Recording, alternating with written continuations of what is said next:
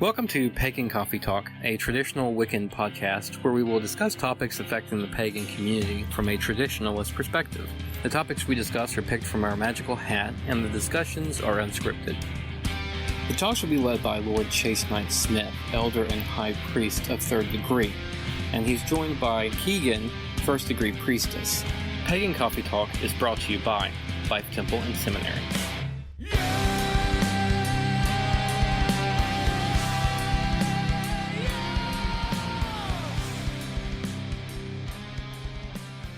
Welcome to Pagan Coffee Talk. I'm Keegan, and as always, Lord Knight. You ready for our topic? Sure. It's a goodie. We're doomed. Religious cultural appropriation. Oh, this is going to be a short topic. Maybe. Maybe not. Wow, we're just saying craft. How can we, culturally appropriate anything? We're all craft. Well, using symbols when you don't know what they mean. Exploiting heritage that's not your own. See, I don't really feel that way. Okay, well, let me give you the definition here. By definition, cultural appropriation is the unacknowledged or inappropriate adoption of the custom, practices, and ideas of one people or society by members other than, and typically, more dominant. I got that. So who decides what's ethical and moral on this? It's a good question. Well, if you think about just cultural appropriation, so you have someone dressing in, say, African wear, but they have no African descent. That would be cultural appropriation. So with religious cultural appropriation, if we don't have a connection, say I wanted to practice voodoo, but I have no history connected there, or Native American or whatever, is that, or our Celtic background, if we can't prove that we have a Celtic history, is that offensive? See, I don't see that in craft.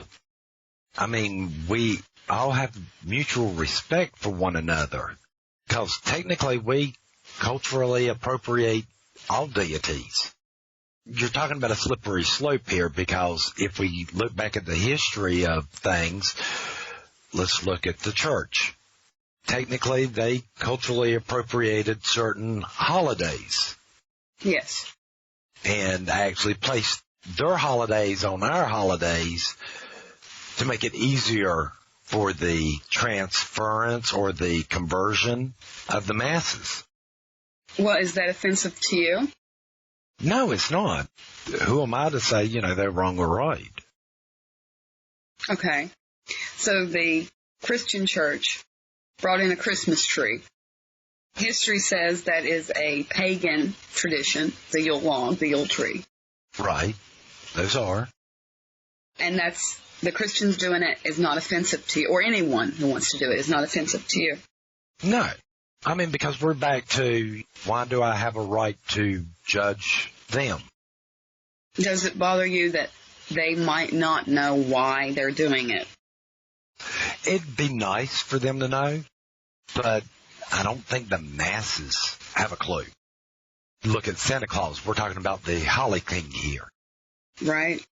But, I mean, it's not an exact replica of the Holly King. So if you're not offended, and the Christian church, I think people will agree, took a lot of the pagan symbols and a lot of their holidays and turned them into their own, and you're not offended by that, so others shouldn't be either. Again, I'm not going to tell what individual people do. I mean, I'm not going to get up in arms and tramp up and down the street saying we need our holidays back or something. It's not something I actually think about. Do you? No, I don't. I do what's best for me and to help my spiritual growth. And if bringing a Christmas tree in your house is something you want to do, I'm not going to lose sleep over it. Right. Now, as far as in the pagan community at a whole, or in craft community, I think the majority of us just think it as craft, that it is our culture. regardless of where it came from. What about people outside of Crafte who say you can't do that? You don't have any, ancestral roots in Africa, so you can't practice voodoo, or you can't use, Papa Legba or something like that. Well, I mean, you're standing outside of Crafte, though. Right. You're not part of the Crafte community. Well, can you see how that might be offensive? I could see where somebody might perceive it as offensive, but, I'm not going to get up in arms if I go down to New Orleans and see a voodoo priestess doing some of the rituals we do. If I'm not going to get offended over the Christians, why should I get offended over that? Right. We're still talking about spiritual paths here. Well, people don't have a trademark on deities, do they? No. Ooh, no, this is my God. You can't worship. What? Right. That'd be like me going, oh, no, you're not Celtic, so therefore, you can't worship the Tuatha De Danann. Who am I to sit there and tell somebody what they can and cannot do? Well, what would you tell someone who came to you and said, I am Celtic, I do have Celtic heritage, and it's very offensive that you guys take on that word, that claim, that you don't own. You can't prove you're Celtic, and it upsets me, I'm offended by it. Sorry, and... It's a personal problem. Yeah, it's a personal problem. I ran across somebody like that said, I couldn't do a certain practice or something. I would literally tell them, that's a personal problem. You need to work on that. Why does it offend you? What is it about it that actually offends you? I think a lot of times people have it in their head that if you're not bloodline, you can't prove that you are related or some sort of ancestry there, then you can't appreciate it. Well, I'm still back to, like you said, it isn't like anybody has a trademark on any religion. And you don't own it. No. Just as easily as I could get off of here from you and go down to the local synagogue and say, hey, I want to become Jewish. I would like to be there when that happens. I could do the same thing and go to the Catholic Church, decide to become Muslim tomorrow. Are they going to kick me out of that religion because I don't have roots in that? I don't know. I know a lot of people that started out a different religion and married somebody of a different religion, so they convert to that religion. Yeah, I do too.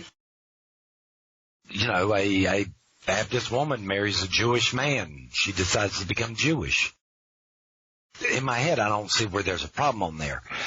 Just because we're talking about different cultures and stuff like that, I mean, what can't we learn from each other? Don't get me wrong, yeah, I get a little bit more offended when, I got somebody who's out there claiming to be a witch, and they're doing it more for shock value. Would that be a form of religious cultural appropriation? You're not doing it to actually be part of the religion. And these are the people that don't really follow what in the world we do or have a clue what in the world we do. They've read one book and, oh, yeah, that's it. Oh, is that not how you do it? No, I mean, there still has to be some training there. The majority of these people are going to be still finding their way. When that happens, it's sort of more like, do you really believe in this? You bring up a good point. I don't necessarily consider that a cultural appropriation. I consider this is what the public looks at, and this might be the only exposure some people might get. Right. That's like going down the street and you got that one car in front of you that's got all these pagan bumper stickers on it. Oh, yeah. To me, this is attention-seeking behavior. My other car is a broomstick. Yeah.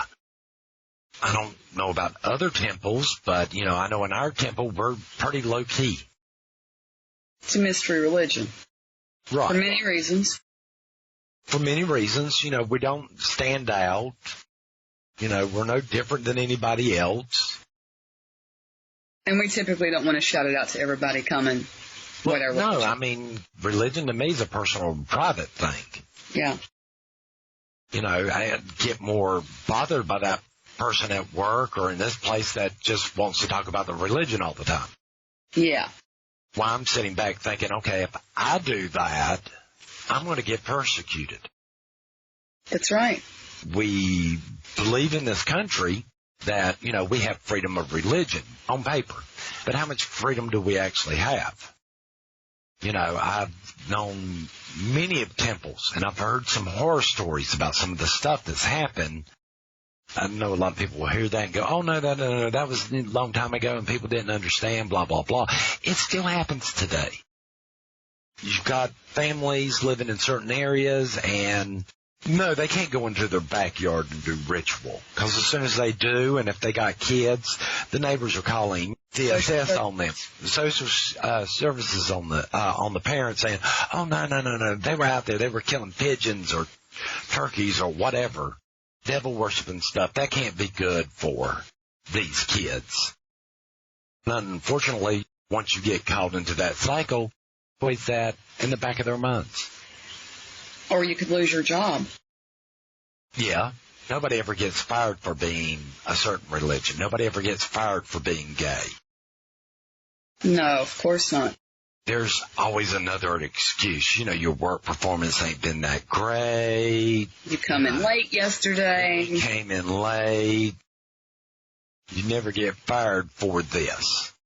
If you think about it this way, if people at work found out about your religion, and then it suddenly becomes a hostile environment, where it's not necessarily completely hostile, it's just nobody ever talks to you or snubs you or gives you flippant answers all of a sudden, why would you want to be there anyway?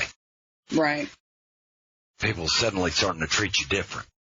What do you think that is? People have biases. Everybody has a bias somewhere along the lines. Everybody. Regardless if it's religion or whatever. Everybody has biases. It's different when you recognize that bias and you try your best not to do it.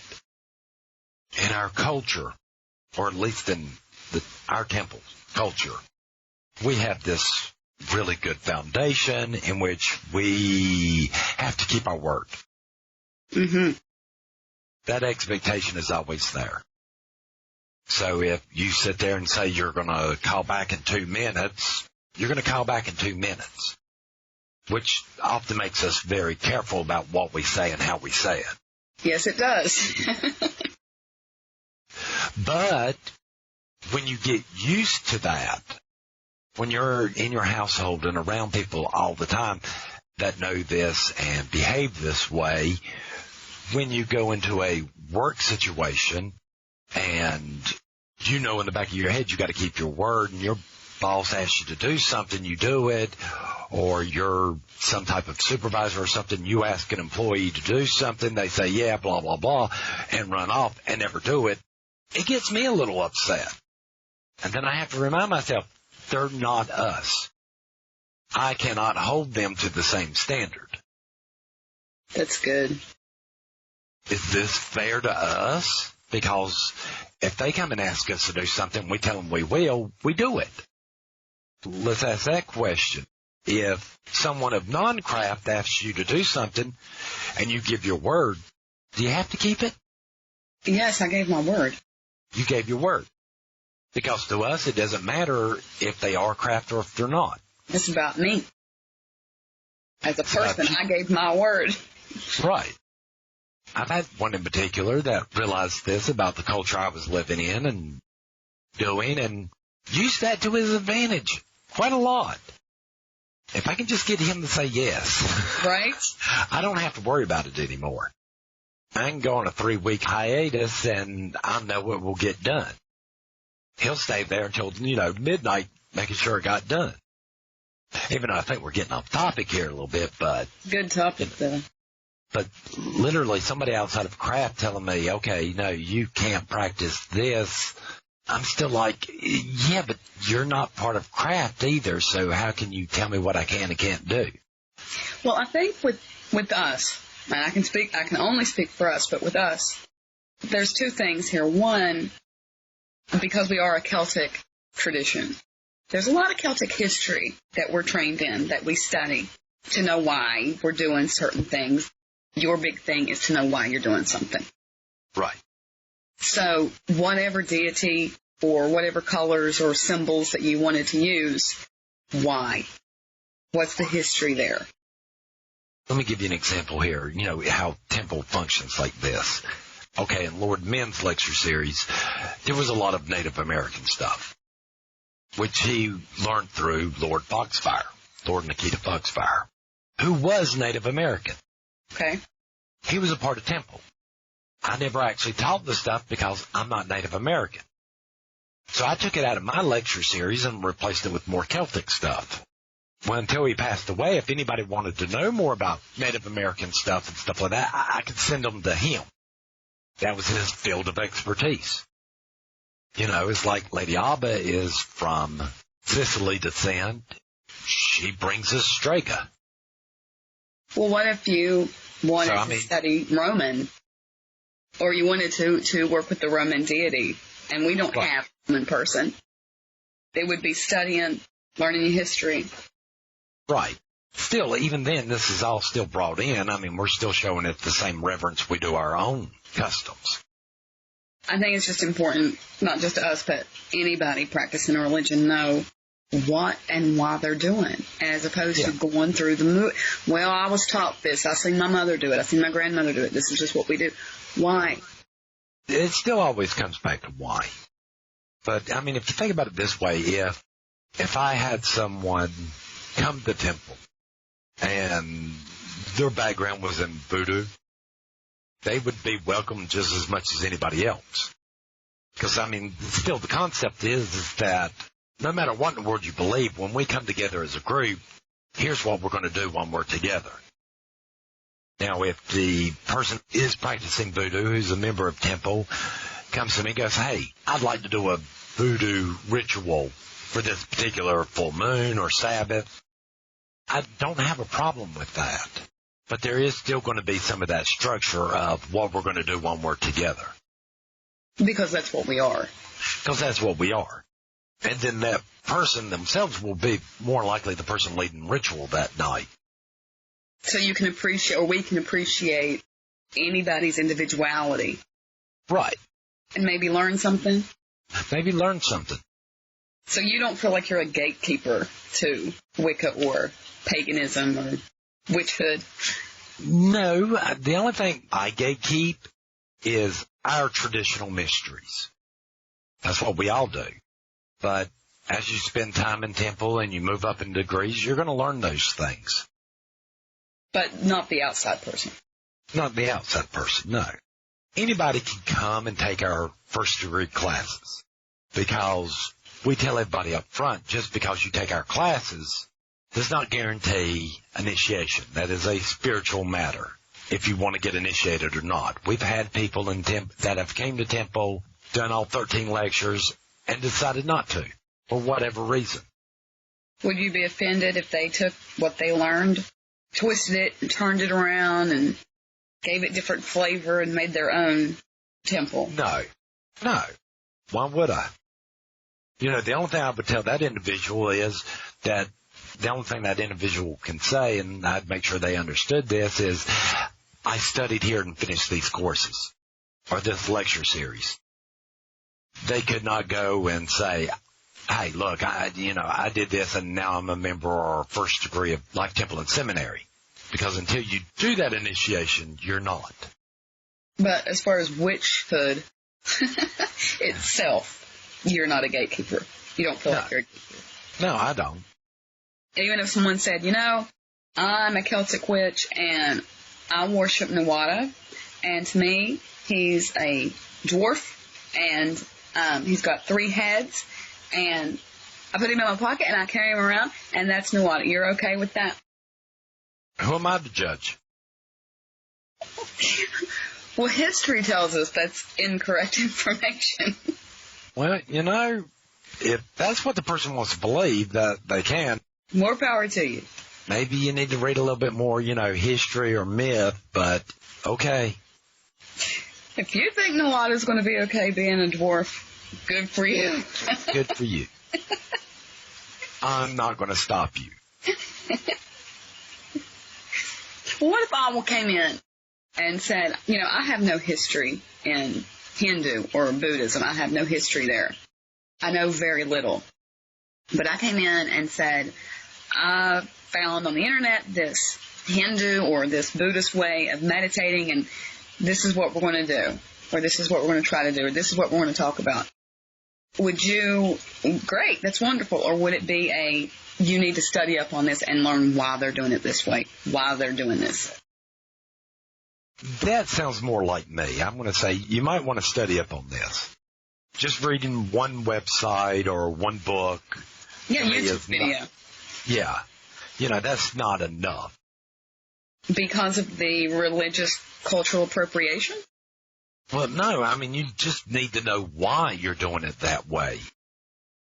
Accepting something at face value without knowing why can lead down some, next thing you know, you could be wind up drinking Kool-Aid.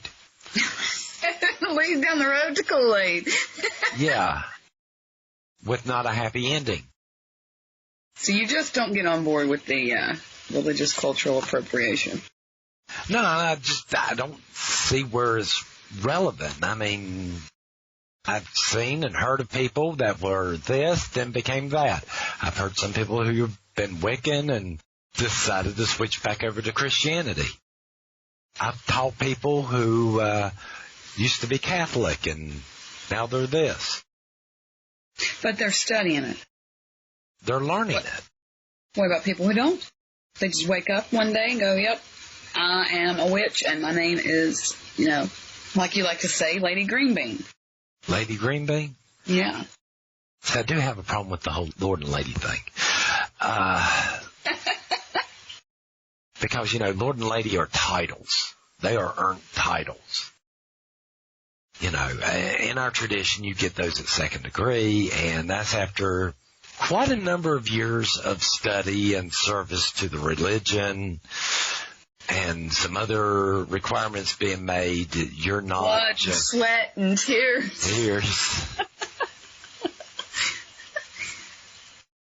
So that person that wakes up and goes, hey, yeah, today I'm going to be a witch. Okay, who am I to tell them they're not? Is it necessarily going to make them a good witch because they just woke up and read one book? Not necessarily. Would they be a witch? Oh, you're pushing that, ain't you? Yes, I am. Unfortunately, in my mind, no, they're not. I truly, truly believe it takes a witch to make a witch. There is something about that initiation process that changes you. Mm-hmm. It really does. Like everybody else, I started off solitary and still had questions and kept on reading books after books after books and kept on seeing the same thing missing over and over again. And if there's nobody around you or anything like that, I can understand that where you're isolated. But I'm sorry, with the internet and stuff like that, if it's really what you want, yeah, you're going to drive 2-4 hours to go take these classes. Yeah. It's so much of an inconvenience to drive 2 or 3 hours to go take a class. Are you sure this is the right path for you? Right. How bad do you really want it? Me personally, when I met Lord Men and did convince him to finally teach me, driving once a month to his place, which was 2 or 3 hours away, I did. Wholeheartedly. Didn't think about it because I wanted it that bad. So yeah, every so often I get these people that call up and go, hey, can I take classes, blah, blah, blah. Hey, the closest person I have to you is 2 or 3 hours away. Oh. Mm-mm. It's not a religion to take lightly. Finding a good temple out there sometimes or a good coven or a good teacher is really hard to find. Yes. Not that I'm putting myself up on no pedestal or anything. All right. But my point there is, yeah, you might have to drive out of your way. But to me, it also shows your dedication to the religion to begin with. Well, it's not an easy religion.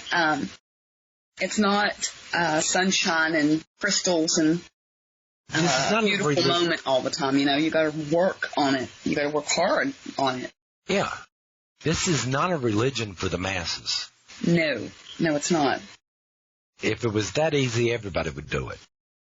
We have concepts and ideas that are at the core of our beliefs that can take some people years to deal with. Or continuously deal. That's their life now. Continuously. And when we're sitting back going, hey, this is what you're going to have to do. Now, with that said, we're not asking you to do anything that we haven't done ourselves. Right. Or still not doing it, ourselves. Well, you don't give anything out. You don't give it away. It has to be earned. Yes. So I know, especially with our temple, I know that if I'm talking to a lord or lady, they've earned that title. They've worked hard for that title. Yes. And yeah, it does bother me for a little bit to think that somebody woke up yesterday and went, oh, I'm going to call myself Lady Greenbean. Mm-hmm. Or Lord Greenbean. And that's it. And it took me umpteen years just to get the second degree. Then it took me so much longer to get the third degree. It's hard. The point is we work hard for it. I mean, but that's what you're going to get out of most traditional temples or covens, is there's them guideposts. There's somebody there that's already gone through it to kind of help you out. Keep you between the ditches. Yeah, I mean, they're not going to do it for you. And they might not always give you the answer you want, but they're going to give you the answer you need. Yes, that's true. So that's offensive to you. I don't want to say it's offensive. It just grinds my gears. It's offensive. Say it. Say it. Well, I mean, like I said, I'm not going to sit there and, hoop and holler and scream and yell and all that. It's just going to be, yeah, okay. Would you call them Lord or Lady? I do not know. I would probably try my best to avoid saying their name. Hey, you. Hey, stranger. Because you got to also think about it this way. Most people who have that title of Lord or Lady do not ever actually introduce themselves as Lord or Lady. Nope. Or you haven't. Well, I mean, that's part of our protocol. We don't do it. If I have to do it myself, it's considered more arrogant.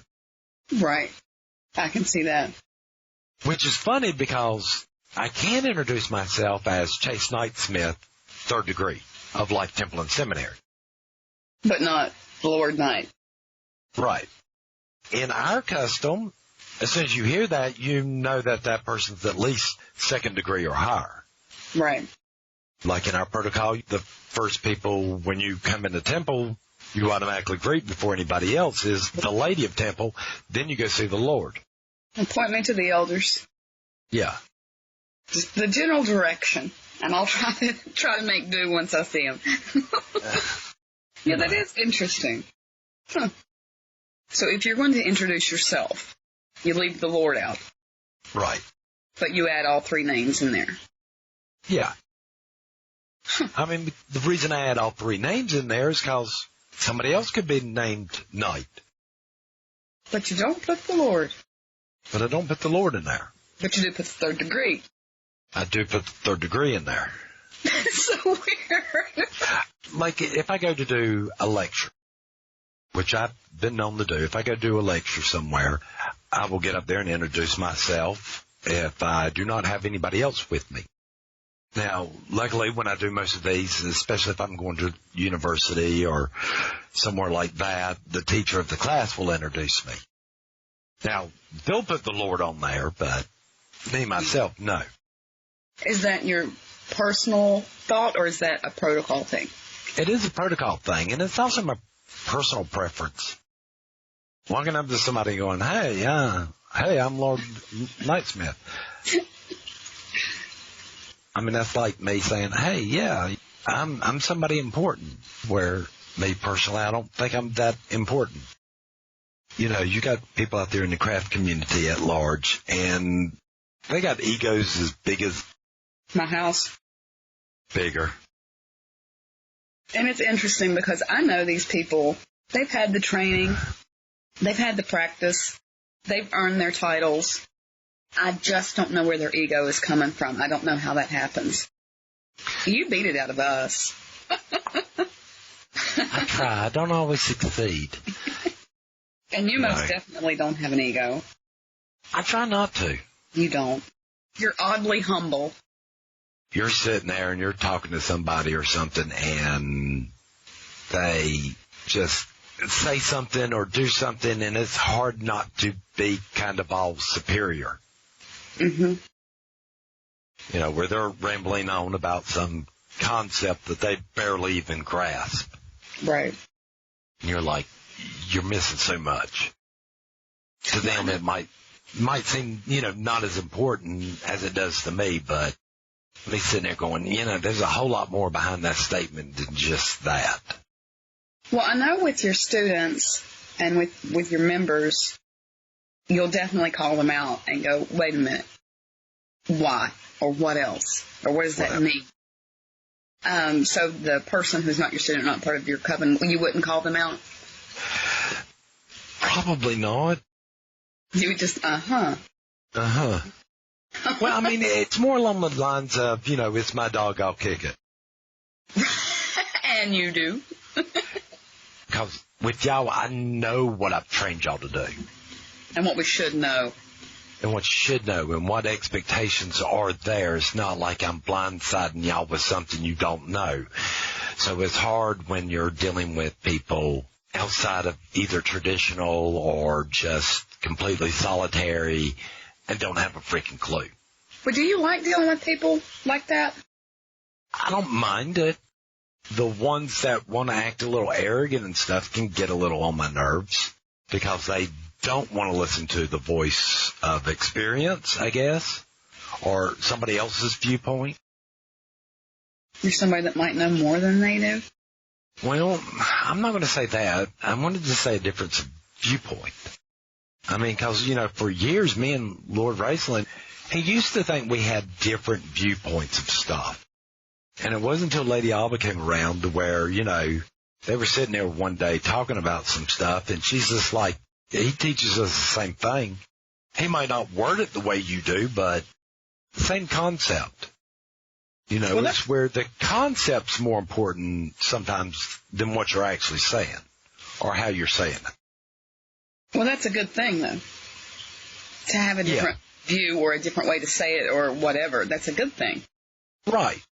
Because, like, you know, I'll be sitting there teaching somebody, especially if I'm teaching a crowd, and, you know, I might say something and I'll see that 1,000-yard stare in some people. And I'll go back and try to explain it a different way. If they don't get it, I'll try again. Normally after the, you know, second or third attempt, you start seeing some of them start going, oh, okay.